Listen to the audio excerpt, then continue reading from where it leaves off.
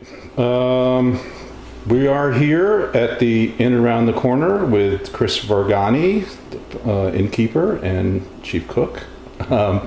In the inaugural, that's a tough word to say, the first episode in the series of the Common House Fly, Cooking with the Chefs.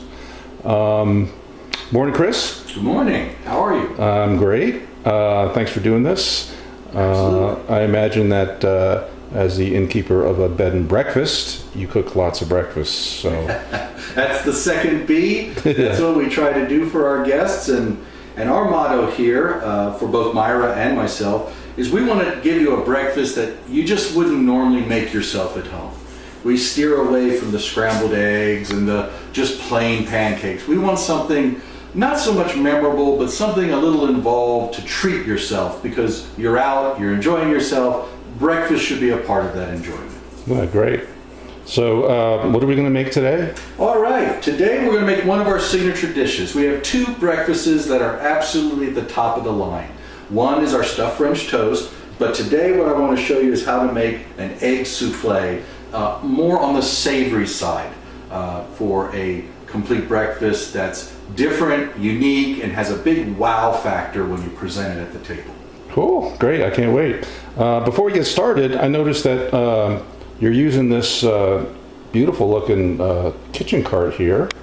Yes. Tell me about that. Well, and where did you get that? We did get this through the Common House Fly, I'm happy to say. It's a Chris and Chris cart. They are two chefs, so they had a lot of practical input on how this is designed. The cart comes in various sizes. I have the 24 by 24, which is a perfect size for my kitchen.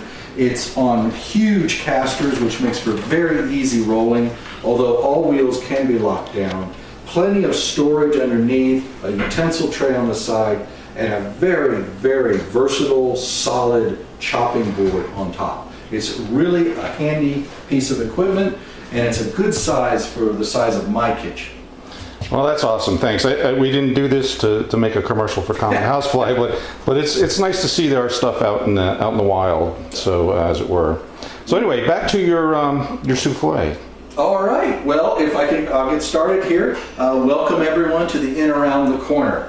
What we're going to do today is to make an egg souffle, and there's a lot of mystery and drama around souffles, but again, they have a great wow factor, and they're really not that hard. I do have to put an asterisk by this dish. Traditional French souffles are made by separating egg whites and the egg yolks, mixing whatever ingredients you want in with the egg yolks, coming up almost with a custard, and then high peaks on the egg whites, folded in, and then baked so that it rises and it makes this presentation that we're known for souffles. We're not going to do all that. We're going to keep this simple, to be done at home, to be done for a crowd. We're going to use a blender to mix our eggs, and we're not going to separate the yolks and the whites. It will still work, but I guess we do have to put the small mark by the word souffle. A true chef would probably not be happy with that. To begin, I'm just making two souffles because it's a little bit easier for me to divide things up. I will try to work the proportions out to you for what we put in our savory souffle individually, but I would like to remind any chef, measurements are subjective. I truly don't measure when I make my dishes. I use my hand, pinches, I can judge roughly what it is. I have tried to measure everything out, and we'll see how that works. To begin with, you need a very good ramekin. And that's important for a souffle. These are 8-ounce ramekins, but they have a fairly vertical side to them. And that's important because that helps guide the egg as it rises in the oven and keeps it. If you use a ramekin with too small of a base, the egg will actually rise to a point that it will collapse over the side. So you need a rather deep ramekin of good size with as close to vertical sides as possible. That will help in the process. To begin, we're going to go ahead and mix up our eggs. And again, I want to use a blender because we really want the yolk and the white incorporated. Since we're not doing a true souffle, it's important that there not be separation, and the blender's speed will also give me a little bit of aeration in the mix. So just going to do 4 eggs here.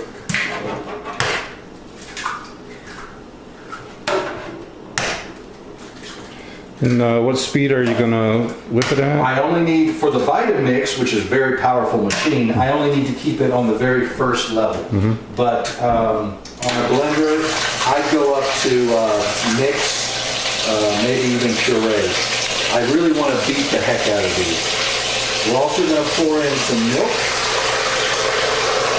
I have approximately a little less than half a cup for 4 eggs, so that's about 1/4 cup for 2 eggs. We also have the proverbial pinch of salt and pepper, which I like to grind right in the egg mix. All right, our base is done.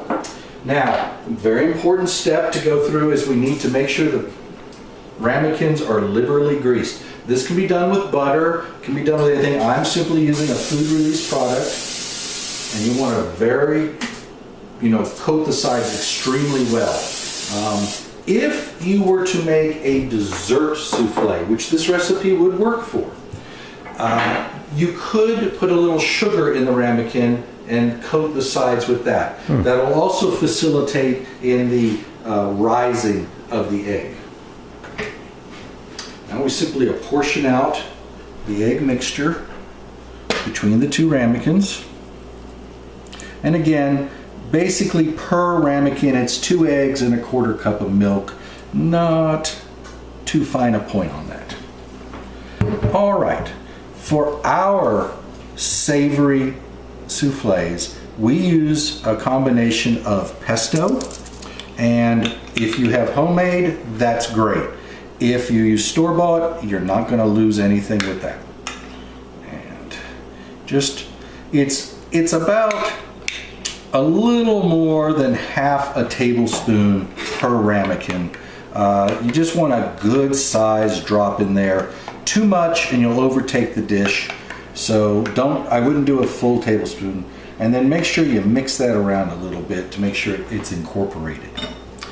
We then like to add some sun-dried tomatoes, and what we have here is julienne cut of sun-dried, and we're going to put probably 4 juliennes per ramekin. If they're small, put a couple more. Everything in balance though. Sun-dried tomatoes have a very potential strong flavor and will take over a dish. For ours, we like to use feta cheese, and again, about 1/4 cup. A little feta, that kind of little salty. It adds the salty, the tanginess in there. People are going to have trouble picking out any one flavor in this, which makes it almost perfect. It's the combination that they really enjoy. And then we're going to finish with about 1/4 cup, a little less, of mozzarella cheese. This is for the creaminess and the meltiness. All right, now we're ready to go to the oven. Here I have to give you another kind of asterisk. In Black Mountain at the end, we're at 2,400 feet, and my electric oven or range is a little dated, so it's not 100% true to temperature. I cook our souffles 370 degrees for 32 minutes exactly. That's based on a lot of trial and error. I could say on a standard recipe, you would probably say 350 degrees for 35 minutes, start checking them after 30 minutes. But this is one area you're just going to have to experiment with your oven, where your location is, and how efficient the cooking box is for the stove. We're ready to begin. I'm going to go ahead and put these in the oven, and we'll see you in 32 minutes. All right, and here we go. Voila, souffle, all puffed up and airy and light. Great taste in there with the pesto and the sun-dried tomatoes. Really a great dish. At the end, we like to serve it with some pan-fried potatoes, baked tomato, a little fruit, and bon appetit. That's awesome, Chris. Thank you so much. You are the man.